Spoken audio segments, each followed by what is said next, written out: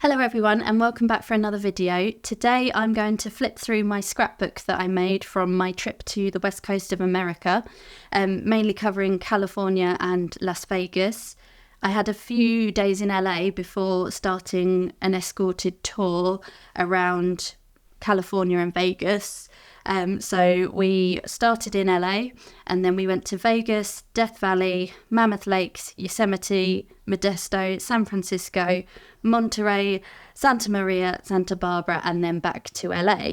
I went with a tour company called ATI and they were a pretty good tour company.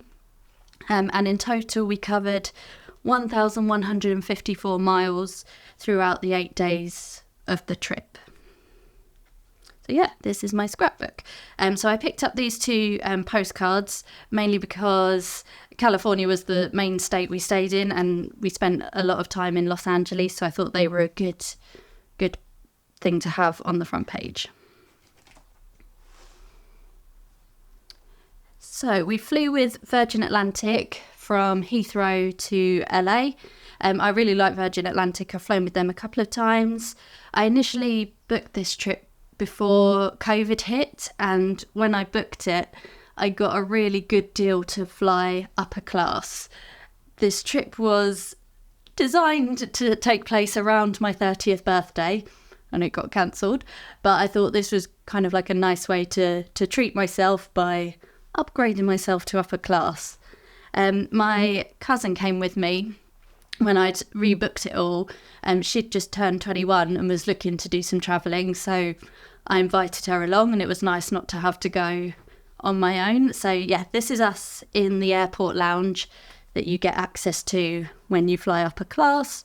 And there's like some cool chairs and you get free food. So that was a nice little experience to pass the time in the airport. This is our boarding pass. The only thing that sort of indicates that you're flying upper class is that it says priority and the seat numbers. But yeah, the snob in me it's something a bit more like ta-da. So this is me in my seat with my little glass of champagne that they give us. I think it's more sparkling wine, but it was still a nice little treat. And yeah, we could see the pilot sort of preparing the plane for takeoff. Couple more pictures with my drink, and there's us in our little seats. They had quite a good selection of films to watch, but there was a Harry Potter, so I'm always going to watch that. So yeah, this is me sat on my little seat watching the beginning of the film and when I had dinner, and then after you've eaten they set your bed or your chair out into a bed. So yeah, this is me. It's a bit dark because the lights have been dimmed, but that's me with my duvet lying down still watching Harry Potter. So it was a 10.5 hour flight, so it was the ultimate duvet day. And then this is the flight coming back.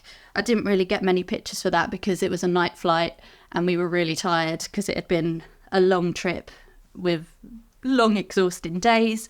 So yeah, they give you some pajamas, which was sort of a little treat, and you can take them home as a momentum.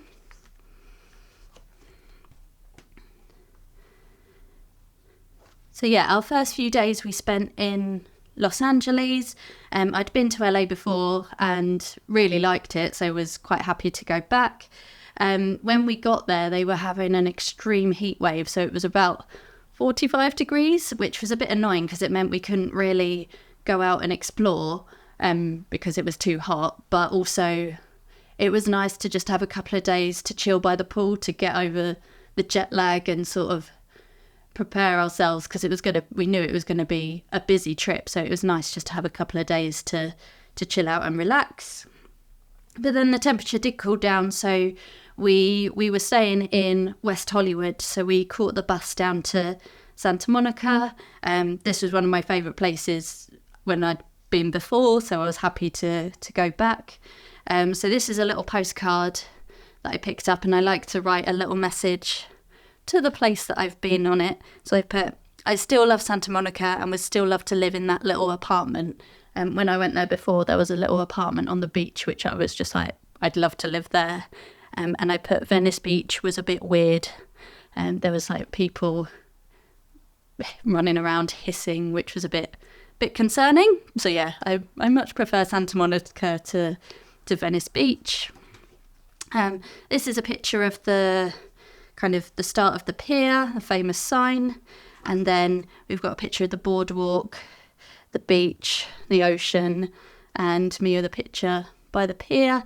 And then this was a picture of our key card from our hotel. We stayed at the Beverly Laurel Motel, which was basic and clean, and yeah, it was a cool place to stay. Then here we've just got some more pictures. Again, me by the sea. I actually used this picture on my Hinge profile, which I think was successful.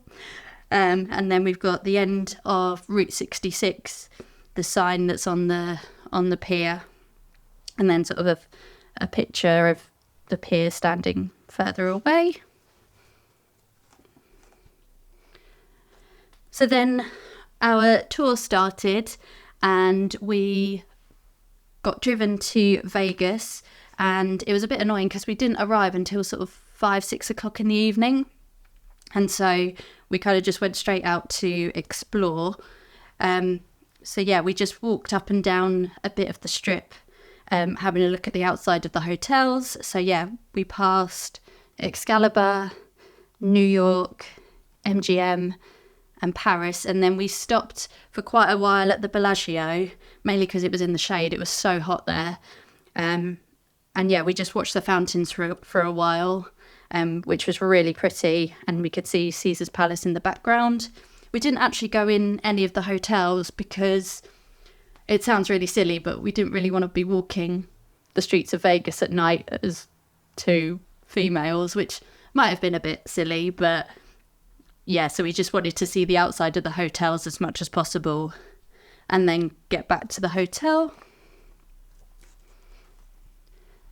So yeah, we stayed in the Luxor, which is kind of the south part of the strip.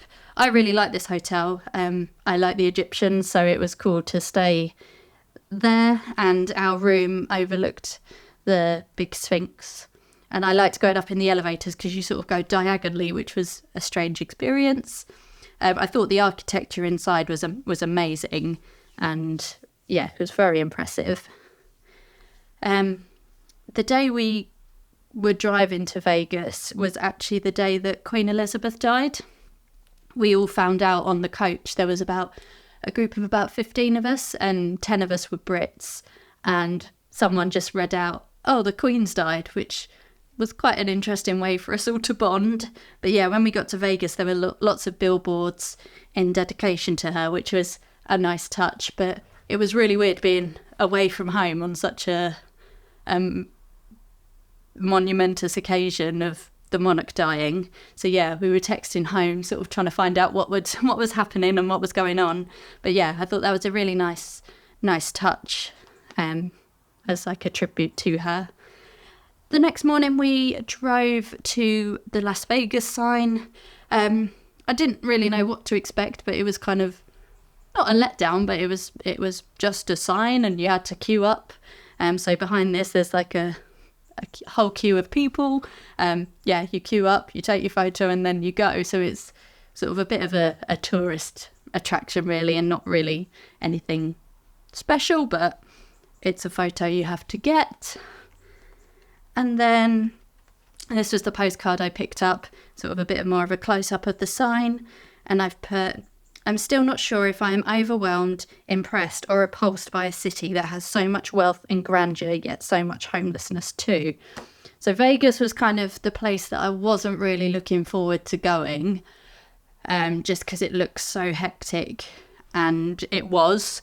I'll admit the hotels are pretty impressive, but then outside the hotels you have all these homeless people, yet the really rich people are inside, and it just sort of didn't quite sit right with me. But yeah, that's Vegas. So the next day after Vegas we drove to Death Valley. I wasn't really sure what to expect here. It was quite rocky, which I thought it would be flat because it's sort of a seabed or a dried up seabed. But yeah, when you think about it, it would have sort of different layers of rock on it. So yeah, I just took a couple of pictures here, and then I don't know if you can see, but the temperature was 44 degrees centigrade, which the day before it had been 52, and so there was a bit of a debate as to whether we'd be able to go to Death Valley, but because it was only 44, we were allowed to go. But it was still very hot. This was the one day that we drove for 10 hours in total, and we only stopped for 3 lots of 30 minutes. And that was mainly just to get pictures and then get back on the coach, which was sort of the problem I had with the company, because we didn't really get out and explore anywhere because we covered so much. But then on the other side, it was kind of too hot to be standing outside in Death Valley. So yeah, it was a bit of a catch-22 because we wanted to be out and exploring, but it was too hot. But it was a beautiful place, and even driving along you could see all the amazing scenery, which was beautiful. And there's just a couple more pictures there. There were like some sand dunes, and this is quite a famous point, but I can't remember its name, and I keep meaning to write it in, but forgetting. So yeah, you could sort of go and see this point here. And then from Death Valley, we moved on to Mammoth Lakes, which is actually a ski resort. But obviously it was summer, so there was no snow. It was really pretty. We stayed in this little kind of cabin ski lodge area, and I think this was the coolest hotel that we stayed in, because it was sort of, you had the main room down here and then a little mezzanine area, which I was like, I would have sleep up there. And they arranged a towel in the shape of a little mammoth. Again, there's the key card. I always want to like take the key card, but I'm always nervous in case they know it was me, which is a bit silly. But yeah, so if I can get the key card, I will, but if not, I'll take a picture of it and stick it in. So yeah, this is a picture of the ski slope, which obviously has no snow on it, and you could see all the chairlifts, but again, they weren't working. And it was quite a densely foresty area, which was really nice and really pretty. Yeah, no, that was a nice little overnight stop to stay at. The next day we moved on to Lake Tahoe, I think that's how you say it, which again is a massive lake. Apparently it's the same size as Wales, which I can't comprehend because it just seemed to go on forever. What I quite liked was there were a lot of flags flying at half-mast, which initially I thought was for the Queen, but then I realised we were also there for the anniversary of 9/11, so I thought that was a nice little touch that they lowered their flags to half-mast. And then Lake Tahoe was a little pit stop on the way to Yosemite. This was one place that I was really, really looking forward to going to, and it didn't disappoint. It was so amazing. I've always thought that my happy place was at a beach, but this may have sort of overtaken it. I just love the calmness and the tranquility of a forest. So yeah, this was amazing. This place here is one of the main sites. It's called Half Dome. Yeah, so we stopped here. We were here for about 40 minutes, so it was nice just to have a little wander around, get some pictures, and have some time off the coach. And then we kept driving further and further into the national park. There were like lots of rock formations, lots of trees. This place is meant to be Yosemite Falls. It's meant to be a waterfall, but because it was summer and they haven't had much rain, I don't know if you can see, there's just like a whisper of water, like a mist over at the top. But I got this postcard because that's what it's meant to look like. But it was still beautiful, even though it wasn't a waterfall at the time. And then this is El Capitan, which is another famous rock formation. Apparently people like to climb up there, but I was more than happy observing it from the ground. The one thing that I was really disappointed with is that we were meant to go for a walk through the forest, but as we set off, it started chucking it down with thunder and lightning. And obviously lightning and trees don't mix. So we just got back on the coach and started driving. But after about 20 minutes, the rain had stopped. So if we'd have just hung on in like the little canteen area for 20 minutes, we probably could have done the walk, which I was a bit disappointed with. But, you know, we still saw lots of the park and it was still really, really beautiful. We then moved on the next day to San Francisco, which was the place I'd most been looking forward to going. I grew up watching The Princess Diaries and Mrs. Doubtfire, so I was looking forward to kind of seeing all the iconic places from there, and of course the Golden Gate Bridge. There's another flag flying at half-mast there. We were actually here for the anniversary of 9/11, which sort of felt a bit special. Obviously it didn't happen in San Francisco, but to be in sort of a major city on that date was pretty special. So we were given time to walk across the bridge. I mean, it was really misty when we got there, which was a shame, but we knew that it was going to be foggy because San Francisco is famous for that. So yeah, we walked about halfway across the bridge and then sort of just stopped and looked out at the viewpoint and walked back. So yeah, that was like a big, I've even put a little sticker there that says bucket list. So yeah, that was really cool to tick off. And then we drove up to a place called Twin Peaks. So yeah, this is a really steep, windy road. There were even cyclists going up it, which I thought they were a bit crazy, but each to their own. And I really like this picture because sort of like you've got the start of the mist here where you can see the main part of the bridge, and then you can just see the top of the bridge peeking out over the mist. So yeah, it's like it really blankets the whole bridge. So yeah, I really like that photo.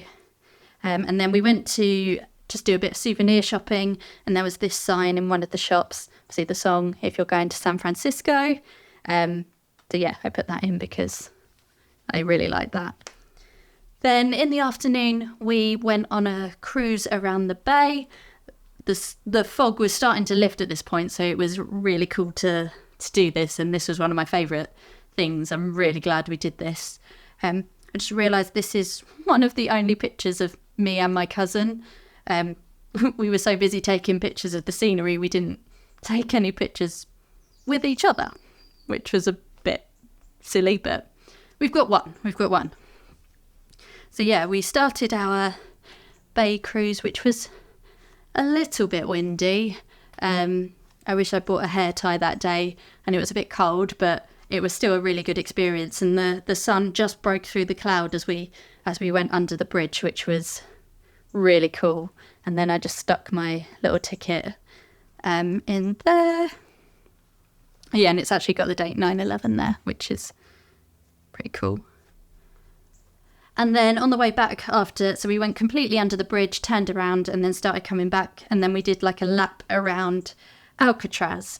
We didn't actually go to Alcatraz, that wasn't part of the tour, but you could book it as an excursion.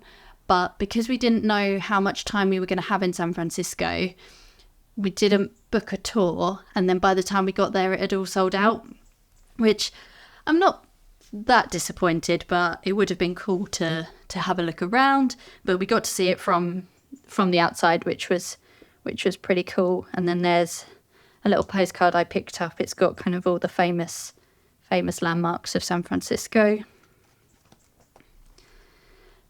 The next day we had to ourselves to do some exploring, do whatever we wanted. So the first thing we did was we went down to Pier 39 down at Fisherman's Wharf. I really like this area, it was really cool. So we walked along the pier, went in some of the shops.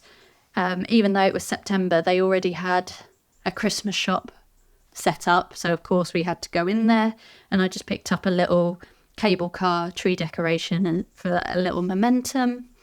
And then we went and watched the sea lions on the pier.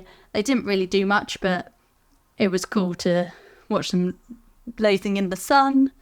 and then sort of a couple of them dived off into the water.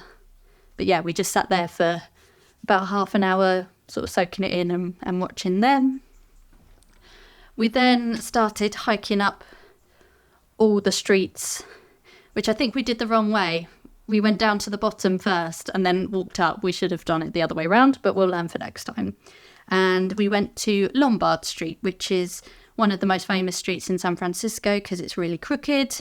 So yeah, I don't think this photo actually gives a scale of the gradient of the slopes, and it made me realise that why they have the electric scooters in the Princess Diaries, because pushing a manual scooter up there would be really difficult. And then yeah, this is Lombard Street, which is the crookedest street supposedly in the world, but we were told by our tour guide that it's not. And there are 8 bends in the road, and we went up to the first bend, so we're saying that we climbed an 8th of it, which I think that's an achievement. And then I just picked up this sticker in one of the souvenir shops to decorate the page. And then finally that day we went to see the Painted Ladies. I actually thought this was the house from Mrs. Doubtfire, but it turns out it's a little bit further up the street. But this is still quite a famous part of San Francisco. They're different coloured painted Victorian houses. It just makes the street look really pretty. And there's a park opposite. So again, we just went and sat there. I think we got an ice cream and just whiled away the time for a bit. And then my cousin had her Fitbit on, and we did nearly 27,000 steps that day. So I thought, considering it's very hilly, I thought that would be a good thing to note. And then on the way back, we saw some of the cable cars, which was really cool. And we didn't actually go on one, but it was cool to see them going up and down. And then we passed a hotel called the Francesca, so I had to take a picture of that because it's my name. And then this is a picture of Union Square taken from the top of Macy's. So after we left San Francisco, we started our journey down Highway 1. I was looking forward again to this bit because I thought it'd be really pretty driving down the coast. When we left, it was really, really foggy and cloudy. So I was like, oh, okay, this is going to be interesting. But after about half an hour, the cloud broke and we had beautiful blue skies. So we did a couple of stops along the way, and we sort of walked along the cliff edge, which was really, really pretty and really stunning. We were told to look out for some whales, but we didn't see any, but that didn't stop us from having a lovely time. And then we stopped at 2 little towns down Highway 1. The first one was Carmel by the Sea. They have things called, I think they're called the fairy houses. They're sort of old, quaint little houses sort of just dotted about. And then we went to Monterey, which is another famous town, with a street called Cannery Row, which John Steinbeck wrote a novel about. Where's the picture? Oh, there he is. So I studied with mice and men at school, which was the bane of my life. So I thought I'd put a little picture of the statue of him, sort of ironically, and obviously it's covered up, so I only need to look at it as and when I feel like it. We stayed overnight in Santa Maria, which when we got there, it was dark, so there wasn't really much to go and have a look around. We just went straight to bed. And then the next morning, we drove to Santa Barbara. This was a really, really pretty town. We were only here for about an hour, but if I go back to that part of California, I'd definitely like to stay longer. So we just walked along the pier, had a look in some of the little shops, but then we did some dolphin watching, and there was a little seal as well, so it was nice to see some of the wildlife. And then finally we arrived back in Los Angeles, and we did a little tour, a little drive round. So we went to Beverly Hills, Rodeo Drive, Chateau Marmont, and just sort of drove up and down the roads. I've I don't know if I'd like to drive in LA, but I was more than happy to leave the tour guide to it that time. And then our final stop was the Walk of Fame. We had about 2 hours around here, which was a good amount of time. It was really nice to properly explore this. So I just took some pictures of some of the stars. So yeah, I've got like the Carpenters, Daniel Radcliffe, Nicole Kidman, Harrison Ford, Robin Williams, Tom Hanks. So yeah, I sort of tried to make my own little Walk of Fame in my book. We also stopped at a place where you could see the Hollywood sign. That was as close as we got to it, but when I'd been in LA before, I actually climbed up to the top of the hill to get a good view of it. So I was fine with kind of seeing it from there. Saw the IMAX cinema. No, not the IMAX, sorry. The Dolby Theatre. And then, no, that's the Chinese theatre. We did also see the Dolby Theatre where the Oscars are held. And then the handprints and the footprints. So I did Sidney Poitier because my mum's a big fan of him, Shirley MacLaine and Tom Hanks. And then this page is just a mishmash of different things that I'd collected along the way.